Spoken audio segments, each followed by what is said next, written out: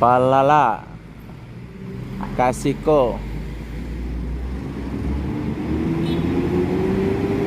Ya Pak.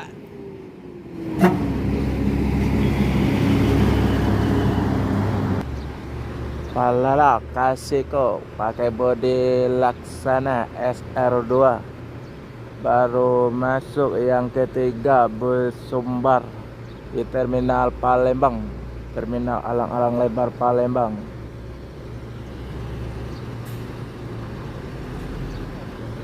Palala akan melanjutkan perjalanan menuju Jabotabek dan sekitarnya. Semoga selamat sampai tujuan bosku. Yang penting keselamatan bukan kecepatan. Palala yang ketiga masuk terminal Palembang pagi ini.